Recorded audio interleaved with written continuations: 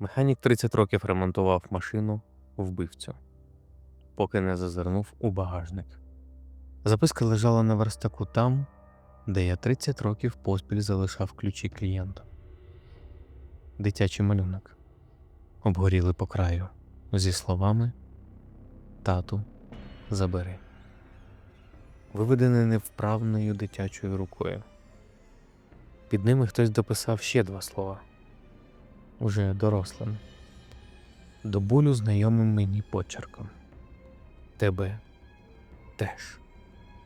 Папір під моїми пальцями був теплий, ніби хтось тримав його в руках ще хвилину тому, хоча гараж стояв замкнений усю ніч. 3 тижні тому я ще й гадки не мав, що дійду до цього ранку. Запах заліза і чогось солодкуватого вдарив у ніс ще до того, як чорна Волга 24-ї моделі повністю заїхала у ворота мого гаража. Того першого разу, 30 років тому, коли я, зовсім молодший механік, щойно перейнявши справу від батька, був голодний до будь-якого клієнта. Праве крило мало п'ятину, форма якої, якщо чесно собі зізнатися, більше нагадувала відбиток людського стегна, ніж стовпа чи паркана. У щілинах решітки радіатора застрягли темні клапті тканини, просякнути чимось, що на перший погляд можна було б прийняти за іржу, якби не характерний солодкувато-металевий запах, що бив у ніс навіть крізь товсті робочі рукавички. Власник, чоловік середнього віку, в бездоганному темному пальті, представився просто Гнатом Іллічем. Заплатив готівкою вдвічі більше за прейскуранти і попросив ремонтувати мовчки. Забувати одразу все, що я побачу в салоні чи багажнику, бо саме за це він і платить, не за роботу. Я був молодий і потребував грошей і кивнув, навіть не замислившись. Машина поверталася до мене раз на кілька місяців протягом наступних 30 років. Завжди той самий власник, хоча з роками зовнішність його змінювалася дивно повільно, майже непомітно. Я, старіючи сам, з подивом усвідомлював, що Гнат Ілліч виглядає майже так само, як і того першого дня. Жодної нової зморшки, жодного сивого волосся понад те, що вже було в нього тоді. Одного разу, придивившись зблизька, поки він розраховувався, я помітив, що його зіниці зовсім не звужуються від яскравого сонця, що било прямо йому в обличчя. Лишались широкими, чорними, ніби очі належали не людині, а тварині, звиклій до темряви.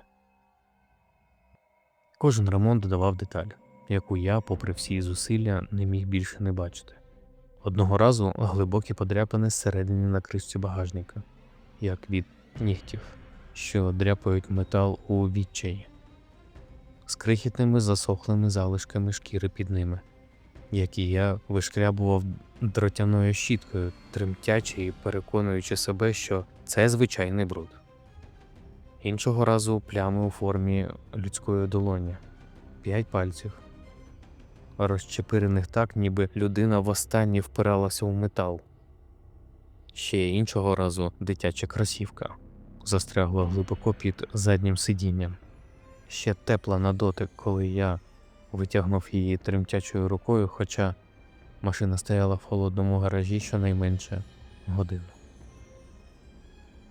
Одного разу, десь на 5-му році, я почув всередині багажника, поки боровся з підвіскою, тихий рівномірний звук. Не двигун, не остигаючий метал, а щось схоже на дихання, повільне, вологе.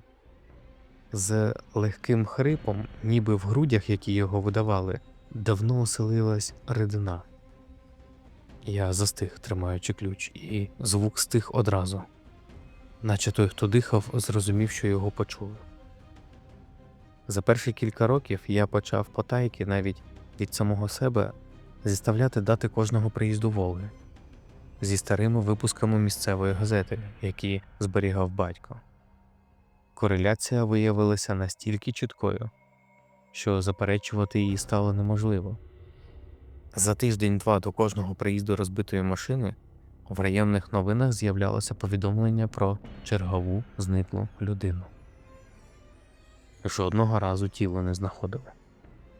На 10-му році я вперше зважився запитати, чому пан не возить машину до офіційного сервісу з кращим обладнанням. Гнат Ілліч тоді вперше подивився мені прямо в очі, і я вперше зрозумів, наскільки старомодно було моє уявлення про страх до того моменту. Відповів коротко.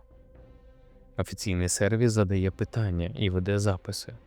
Він не задає, тому і я досі живий, а не тому, що він добрий. І мені варто пам'ятати про цю різницю. Того вечора, замикаючи гараж, я перевірив усі замки на власних дверях удвічі, а потім ще раз. Уже лежачи в ліжку, встав перевірити втретє. На 18-му році я нарешті зважився поїхати до сусіднього району, подалі від власного відділку міліції. І, назвавшись вигаданим ім'ям, спробував анонімно повідомити про свої підозри черговому. Тільки но я почав говорити про чорну Волгу і дивного власника, черговий, молодий хлопець, зблід настільки, що я побачив це навіть крізь скло перегородки. І тихо порадив мені забратись і ніколи більше не приходити з такими розмовами. Деякі справи краще залишати закритими, якщо хочеш дожити до пенсії. Того ж тижня в моєму гаражі вперше за 18 років з'явився Гнат Ілліч без попереднього дзвінка. Він не привіз машину. Просто стояв у дверях, склавши руки. З тим самим крижаним спокоєм, від якого в мене всередині все обірвалось так різко, ніби серце на секунду зупинилося, а потім загупало вдвічі частіше. Він сказав не питаючи, а стверджуючи, що я їздив у сусідній район, і пояснив чітко: тримає мене живим не з доброти, а тому, що мертвий механік викликає питання, а живий, наляканий – ні. Він пішов, а я стояв серед своїх інструментів, тремтячи так, як не тремтів навіть уперше.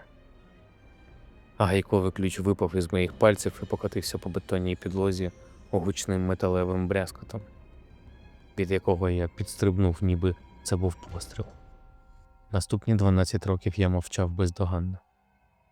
За ці роки я знайшов у машині ще деталі, від яких кров холонула щоразу заново. Одного разу жіночу сережку з характерним упізнаваним дизайном, який я потім роками пізніше побачив на фотографії зниклої жінки в старій газетній вирізці.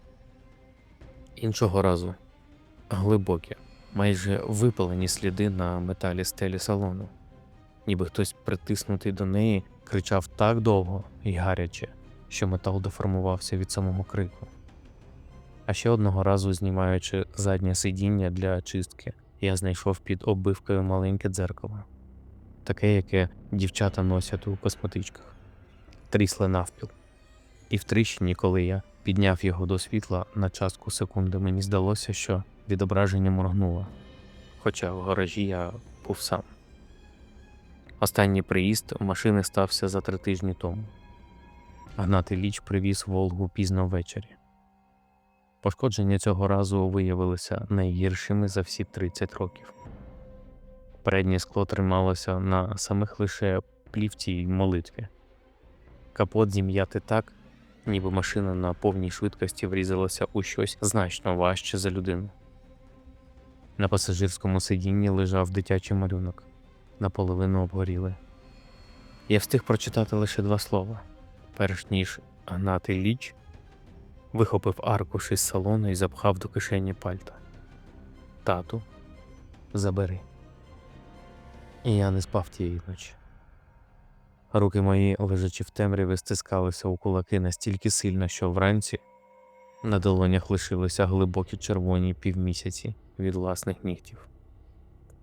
Наступного ранку я вперше за 30 років розкрив кришку багажника, ще до того, як власник забрав машину. Під шаром старої повсті я знайшов невеликий металевий люк, замаскований під частину кузова. Так майстерно, що жоден офіційний сервіс за 30 років не запідозрив би нічого. Углиб вели вузькі металеві сходи, спускаючись значно нижче, ніж міг дозволити фізичний розмір багажника звичайного седана. Знизу тягнуло тим самим запахом, солодкуватим і залізним. Тільки тепер зблизька він був густішим, майже відчутним на смак.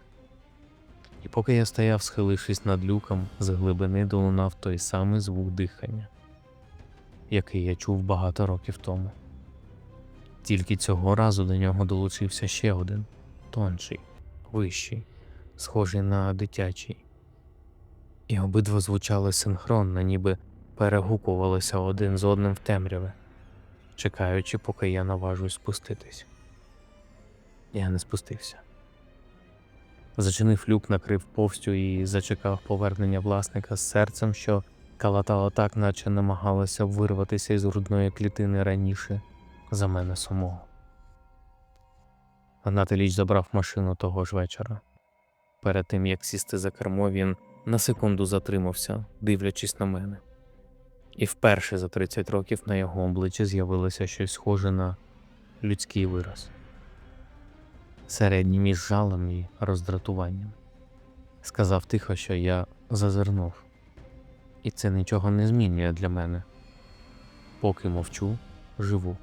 Але тепер знаю ціну свого мовчання по-справжньому. Машина від'їхала і більше не поверталася. 3 тижні тиші. Найдовшою за 30 років. Учора я нарешті зважився розповісти цю історію. Не поліції, не сусідам, а лише сюди.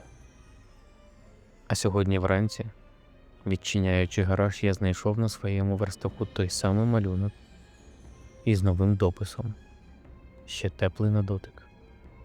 Тебе теж.